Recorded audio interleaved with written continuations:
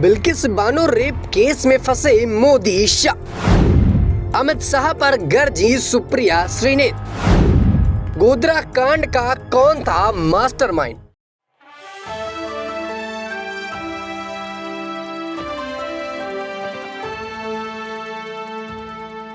नमस्कार, आप देख रहे हैं नेक्स्ट 9 न्यूज पॉलिटिकल बाइट। मैं हूं आपके साथ आकाश त्रिवेदी। दर्शकों, आप सभी का बहुत बहुत स्वागत है हमारे खास प्रोग्राम क्वेश्चन मार्क कुछ तुम। और इस खास प्रोग्राम पर बात करेंगे बिल्किस बानो को लेकर, जो इस वक्त राजनीति पर सबसे बड़ा मुद्दा बना हुआ है। बता दें कि इस पूरे मुद्दे पर भारतीय जनता पार्टी के ऊपर लगातार आरोप लग रहे हैं।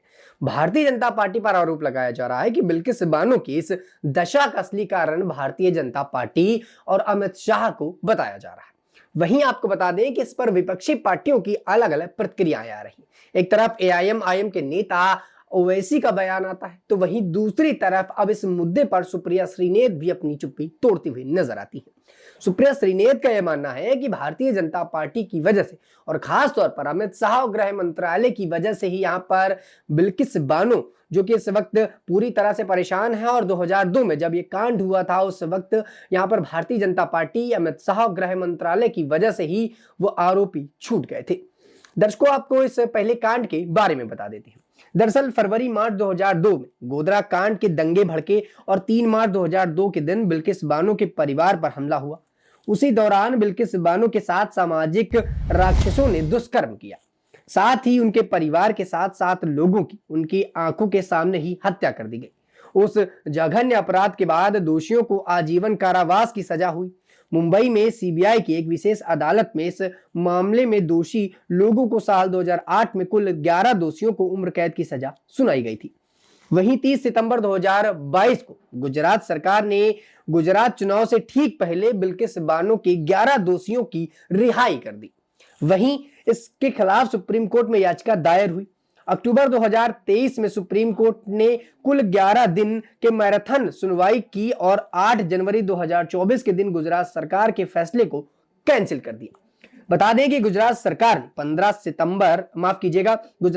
ने 15 अगस्त 2022 में स्वतंत्रता दिवस के अवसर पर आजीवन कारावास की सजा काट रहे 11 दोषियों को रिहा कर दिया था।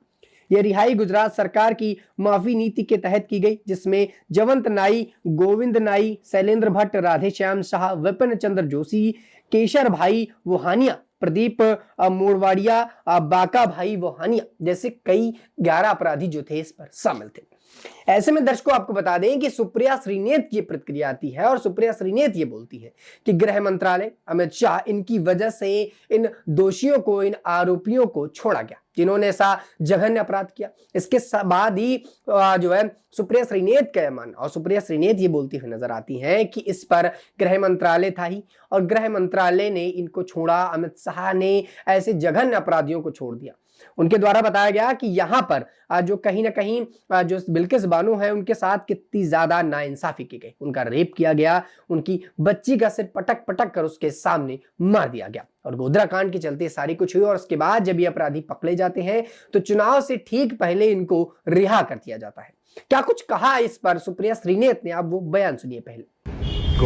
अगस्त 2022 को लाल किले की प्राचीर से इस देश के प्रधानमंत्री नरेंद्र मोदी जी ने महिला सम्मान की बात करी थी, और कितनी बड़ी विडंबना है कि कुछ ही घंटों बाद बिल्किस बानो के साथ जघन्य अपराध करने वाले वो दोषी रिहा हो गए, और जेल के बाहर उनकी फूल मालों से टीका लगाकर, लड्डू खिलाकर वो स्वागत हुआ मानो वो आजादी की लड़ाई लड़कर आए हैं।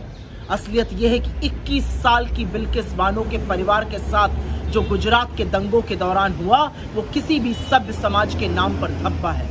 उसके 3 बच्चों की हत्या की गई, वो गर्भवती थी, उसकी एक छोटी बच्ची का सर पटक पटक के दीवार में उसकी आंखों के सामने फोड़ दिया गया। और उस बिल्किस बानो के अपराधियों को रिहा करने में जितना हाथ गुजरात सरकार का था, उससे ज्यादा हाथ अमित शाह, गृह मंत्रालय और प्रधानमंत्री मोदी का था, क्योंकि सीबीआई की जांच में दोषी पाए गए लोगों को अगर बरी करना था तो वो बिना गृह मंत्रालय की अनुमति के नहीं हो सकता था। लेकिन आज सुप्रीम कोर्ट ने गुजरात सरकार के इस डिसीजन को निरस्त किया है, और ये सारे दोषी वापस जेल जाएंगे। किसी भी सभ्य समाज में एक औरत के साथ इतना जघन्य अपराध करने वाले समाज में रहने लायक नहीं है और उनको बाहर निकाल देना चाहिए समाज से। जेल ही उनकी असली जगह है। मैं इस निर्णय का स्वागत करती हूं और आशा करती हूं कि धर्म के नाम से जो महिला अपराधों को देखते हैं, धर्म के चश्मे से जो कभी विक्टिम को या पीड़िता को देखते हैं, वो इससे सबक सीखेंगे।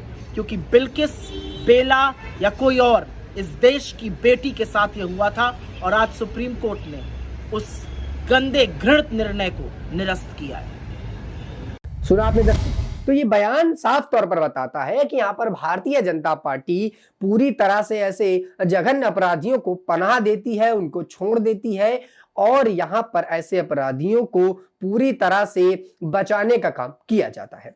वहीं दर्शकों आपको बता दें कि बिल्किस बानो गैंग रेप मामले के अधिकार के दोषियों का फिलहाल कोई अता पता नहीं है। सुप्रीम कोर्ट पर इसकी चर्चा की गई। सुप्रीम कोर्ट ने कहा कि इनको दोबारा से जेल में डाला जाएगा, ढूंढा जाएगा, लेकिन अब तक बिल्किस बानो के जो गैंग रेप के आरोपी थे उनको जो है अभी तक ढूंढा नहीं गया, उनका कोई अता पता नहीं। 11 में से कम 9 दोषी अब मौजूदा समय में अपने घरों पर ही नहीं है और उनके बारे में घर वालों तक को भी जानकारी नहीं है।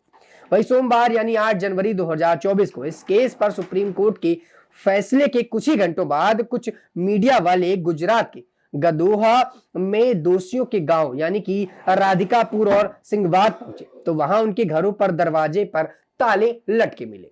वहीं दोषियों में से एक के पिता यानी कि गोविंद नाई के पिता अक्खम भाई चतुरबाई भाई जो है रावल ने इस बारे में दावा किया है कि उनका बेटा बेगुनाह है। वहीं दोषारोपण को राजनीतिक प्रतिशोध जो है करार देते हुए उन्होंने कहा और उन्होंने अंग्रेजी अखबार द इंडियन एक्सप्रेस को यह बताया कि गोविंद हफ्ते भर पहले ही घर से चला गया। बकौल अक्कम भाई मेरी ने यह कहा कि मेरी इच्छा है और ये प्रार्थना करता हूं कि गोविंद अयोध्या के राम मंदिर प्राण प्रतिष्ठान में सेवा करे, कुछ ना करे तो इधर उधर से बेहतर सेवा करना ही होगा। रिहा होने के बाद वो कुछ भी नहीं कर रहा था। वहीं दर्शकों आपको बता दें कि इस पूरे मुद्दे पर जो एक दोषी थे यहाँ पर गोविंद नाई, उनके पिता का बयान आता और उनके पिता ये बोलते हैं कि मेरा बेटा बेगुनाह, जेल से निकलने के बाद उसने कुछ काम नहीं किया, लेकिन मैं अब ये चाहता हूं कि मेरा बेटा अयोध्या राम मंदिर प्राण प्रतिष्ठान में सेवा करे, क्योंकि इससे पहले जब वो जेल से बाहर आया था तो वो कुछ नहीं कर रहा था, ऐसे उनके पिता का मानना। वही उनके पिता इसको बेगुनाह भी बता रहे हैं। वही दर्शकों बता दें कि रावल के मुताबिक जेल जाना कोई बड़ी बात नहीं, ऐसा नहीं हुआ है कि वो अवैध रूप से जेल से बाहर आया था। वो कानूनी प्रक्रिया के तहत रिहा किया गया और अब कानून से उसे वापस जाने को कहा गया तो वो वहां फिर जाएगा। वह 20 साल जेल में रहा, इसीलिए परिवार के लिए यह नई बात नहीं है। इस बीच पुलिस की ओर से बताया गया कि गोविंद शनिवार को घर से चला गया था। उसके घर वालों का कहना है कि वो हिंदू धर्म की आस्था रखने वाले लोग हैं जो अपराध का नहीं जो है अपराध कर ही नहीं सकते। दर्शकों यहाँ पर आपको बता दें कि उनके पिता का यह मानना है कि वो जेल की सजा काट कर आया है, इसके बाद उसको छोड़ दिया गया, वो कानूनी प्रक्रिया के तहत उसको रिहा किया गया था। अब उसको दोबारा से बुलाया जा रहा है तो ये उनके लिए कोई नई बात नहीं, क्योंकि इससे पहले उनका बेटा जेल में रह चुका है, तो उनके लिए कोई नई बात नहीं। एक तरफ उनके पिता का यह मानना है कि वो जेल से बाहर आया था, इस पर कानूनी कार्यवाही के तहत उसको बाहर किया गया था। वहीं अगर वो दोबारा जेल जाएगा तो इसमें कोई नई बात नहीं रहेगी।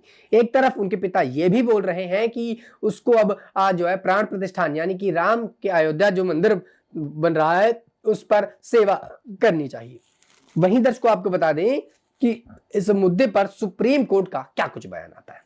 बता दें कि सुप्रीम कोर्ट यानी कि टॉप कोर्ट ने दोषियों की आजादी की सुरक्षा और उन्हें जेल से बाहर रहने देने याचिका को स्वीकार करने से इनकार करते हुए कहा है कि जहां कानून का शासन लागू करने की जरूरत होती है वहां करुणा और सहानुभूति की कोई भूमिका नहीं होती। कानून के प्रभाव में लोगों का विश्वास कानून के शासन को बनाए रखने के लिए रक्षक और सहायक है।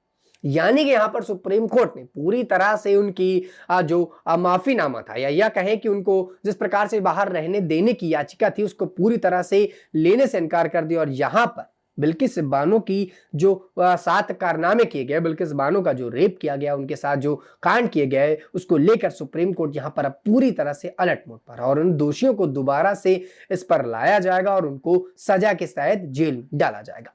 लेकिन दर्शकों यहाँ पर सवाल कई खड़े होते हैं और कहा यह जा रहा है कि भारतीय जनता पार्टी जब ये बात जानती थी और देश के अंदर ऐसी कई घटनाएं हैं जिस पर ऐसे दोषियों ने दुष्कर्म किए, महिलाओं के साथ अत्याचार किए, और यहां पर प्रधानमंत्री नरेंद्र मोदी यानी भारतीय जनता पार्टी के द्वारा सशक्तिकरण की बात की जाती है, महिला सशक्तिकरण की बात की जाती है, महिला आरक्षण बिल पास कराने की बात की जाती है, और वहीं महिलाओं के साथ ये सब होता है तो भारतीय जनता पार्टी के नेता आखिर इसमें शामिल क्यों होते हैं?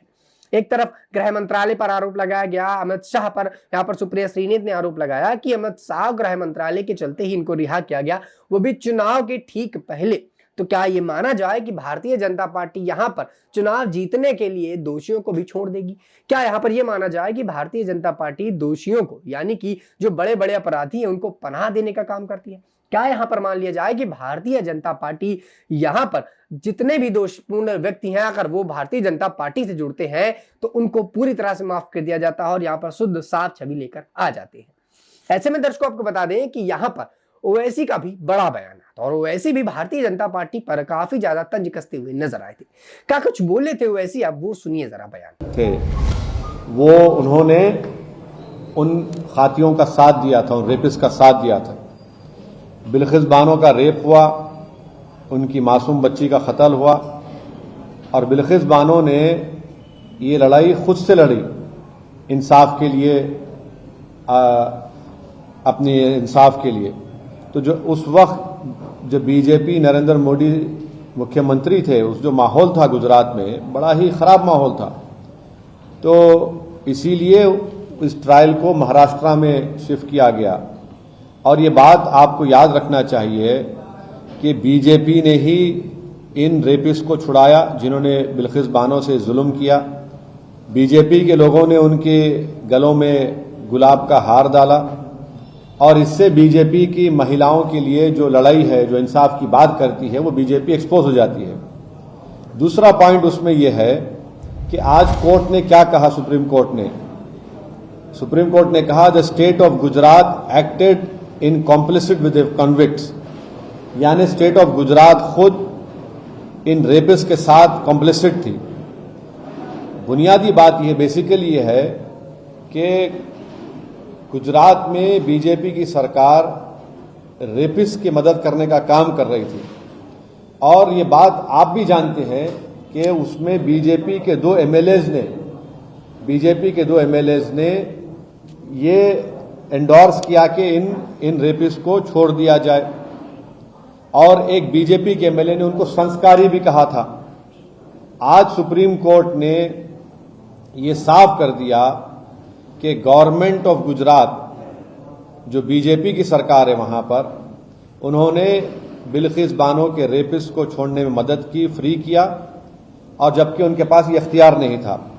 मैं सुप्रीम कोर्ट के इस फैसले का वेलकम करता हूं, खैर मुकद्दम करता हूं, और उम्मीद करता हूं कि मुस्तकबिल में, फ्यूचर में कोई भी सरकार इस तरीके से एक्ट नहीं करेगी जिससे रेपिस्ट को छोड़ दिया जाए।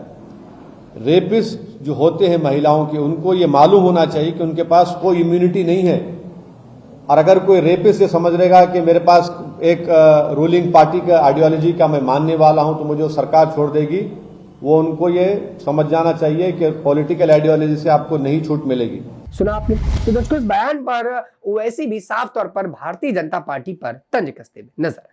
लेकिन दर्शकों अब देखना है वाली बात यह है कि भारतीय जनता पार्टी अपनी इस पर क्या प्रतिक्रिया देती, क्योंकि यहां पर सुप्रिया श्रीनेत ने और विपक्षी पार्टी के कई नेताओं ने यहां पर भारतीय जनता पार्टी पर पूरी तरह से तंज कसा और ये साफ तौर पर बताया है कि भारतीय जनता पार्टी यहां पर दोषियों को पनाह देती है और चुनाव से ठीक पहले उनको रिहा कर देती है, जबकि ऐसा घिनौना काम, ऐसे बड़े बड़े कांड किए बैठे वो व्यक्ति जब जेल में।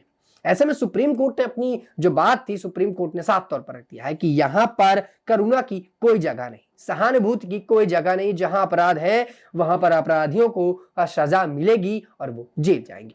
दर्शकों अब देखना है वाली बात यह है कि आखिरकार इन दोषियों को कब सजा मिलती है और ये दोषी कब जेल के अंदर जाते हैं, और कब बिल्किस बानो को उनकी पूरी तरह से जो है राहत मिलती है और बिल्किस बानो के साथ यहाँ पर इंसाफ होता है। क्योंकि कई चरणों पर यह देखा गया है कि बिल्किस बानो जैसी कई महिलाएं हैं और कई ऐसी आज जो है देश की बेटियां हैं, देश की महिलाएं हैं जिनके साथ ऐसे अत्याचार किए गए और कई बार ऐसे दोषियों को छोड़ दिया गया और ऐसे दोषी बाहर रिहा घूमते हैं। लेकिन यहाँ पर सुप्रीम कोर्ट ने अब इस पर अलर्ट मोड पर अपनी जो है बात कर रखा है और जल्द से जल्द इस पर कार्यवाही करने की बात कही गई है। इसके साथ ही दर्शकों, देखने वाली बात यह भी है, क्या भारतीय जनता पार्टी सचमुच ऐसा करती है या फिर विपक्षी पार्टियों की ये एक बयानबाजी है। और जिस प्रकार से चुनाव आने वाले, देश के अंदर 2024 के लोकसभा चुनाव आने वाले और इससे पहले लोकसभा चुनाव में ये सब प्रक्रियाएं की जा रही हैं, क्या ये एक प्रकार से एजेंडा बनाया जा रहा है? क्योंकि भारतीय जनता पार्टी लगातार जो है जीत रही, तो ऐसे में क्या विपक्षी पार्टी इसको एजेंडे के रूप में देख रहे हैं या सिर्फ एजेंडे के तौर पर ही भारतीय जनता पार्टी पर कटाक्ष करना चाहती है? इसके साथ ही दर्शकों आपको बता दें कि यहाँ पर जो है बिल्किस बानो ने भी अपनी प्रतिक्रिया दी थी और उनका मानना था कि उनके साथ गलत किया गया और ऐसे आरोपियों को यहाँ पर सजा मिलनी चाहिए। सुप्रीम कोर्ट अलर्ट मोड पर है और जल्द से जल्द इस पर कार्रवाई की जा सकती है। दोस्तों, इस पूरे मुद्दे पर आप अपनी क्या राय रखते हैं? क्या सचमुच भारतीय जनता पार्टी ऐसे तमाम बड़े दोषों में शामिल रहती है? क्या भारतीय जनता पार्टी इन तमाम दोषियों को राह और पनाह देने का काम करती है? और क्या इस बार चुनाव के चलते ये एजेंडा बनाया जा रहा है? क्योंकि कई बार एजेंडे के रूप पर ही चुनाव लड़े जाते हैं। आप अपनी पूरी प्रतिक्रिया में क्या कुछ अपनी राय रखते हैं, नीचे हमें कमेंट बॉक्स में जरूर दीजिएगा। फिलहाल के लिए इतना ही। देश दुनिया की तमाम खबरों से जुड़े रहने के लिए आप देखते रहिए next time news political bite.